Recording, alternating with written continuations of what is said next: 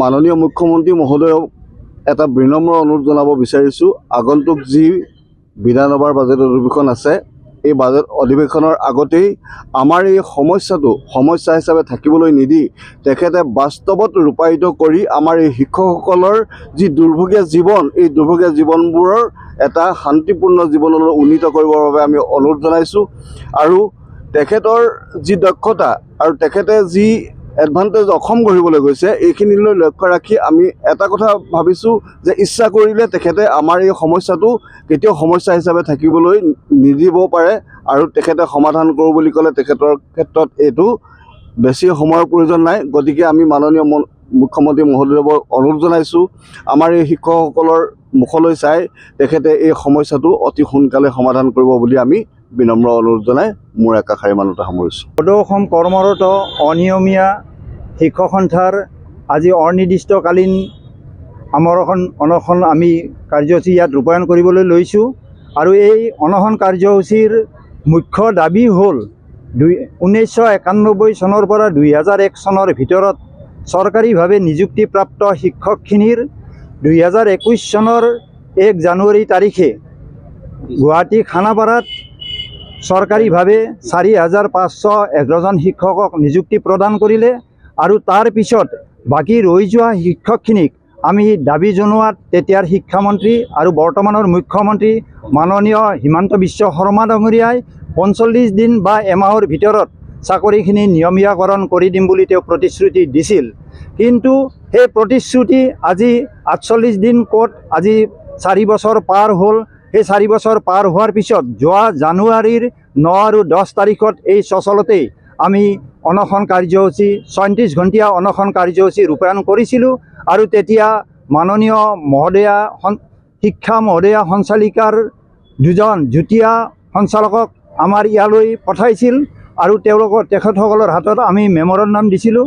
আৰু মেমৰেণ্ডাম দিয়াৰ সময়ত তেখেতসকলে আমাক প্ৰতিশ্ৰুতি দিছিল যে 15 দিনৰ ভিতৰত আপোনালোকক আমন্ত্ৰণ কৰি আলাপ আলোচনাৰ মাজেৰে আমাৰ এই সমস্যাটো সমাধান কৰি দিব।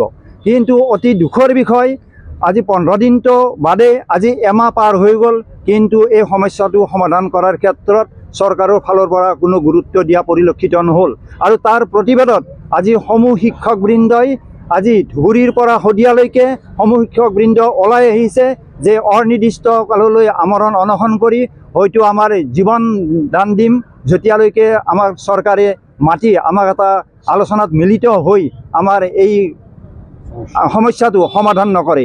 গতিকে আপোনালোকৰ জৰিয়তে আমাৰ অসমৰ মুখ্যমন্ত্ৰী মহোদয়ক কাতৰভাৱে অনুৰোধ কৰিছোঁ, তেখেত এজন অসমৰ অতি দক্ষ মুখ্যমন্ত্ৰী। আজি তেখেতে কৈ আছে যে এডভান্টেজ অসম হ'বলৈ গৈ আছে। আজি এডভান্টেজ অসমত আজি আমাৰ দৰে শিক্ষকবিলাকে দৰমহা নাপাই চাকৰি নিয়মীয়াকৰণৰ ক্ষেত্ৰত আজি আন্দোলন কৰিব লগা হৈছে। এইটো আচলতে আমাৰ বাবে আজি তেখেতৰ বাবে এটা দুখৰ বিষয় বা লজ্জাৰ বিষয়। গতিকে মন্ত্ৰী মহোদয়ক আমি টানি অনুৰোধ জনাইছোঁ যাতে তেখেতে এই এডভান্টেজ অসমৰ কথাটো আগত লক্ষ্য ৰাখি আমাক মাতি নি এটা সুন্দৰভাৱে ত্ৰিপাক্ষিক আলোচনা কৰি আমাৰ সমস্যাটো সমাধান কৰে। আজি এই সভাস্থলীৰ পৰা মই তেখেতক এইটো কাতৰ অনুৰোধ জনাই বহিবলগীয়া কথা হৈছে। মুখ্যমন্ত্ৰী ছাৰে আমাক এটা চুক্তি দিছিলে।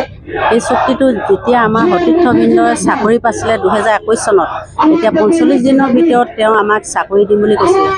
এতিয়া তেওঁ আমাক আজি বিধানসভা আহি আছে, তেওঁ ইমানবিলাক আজি অংগনবাদীৰ কথা কৈছে আৰু হেৰিয়ৰ কথা কৈছে, ৰান্ধনিৰ কথা কৈছে। আমাৰ কথাখিনি তেওঁ উল্লেখ কৰা নাই। সেইটো কাৰণে আমাৰ বহুত দুখ লাগিছে। আজি আমৰণ অনশন কৰিবলৈ আমি ইয়াত বাধ্য হৈছোঁ।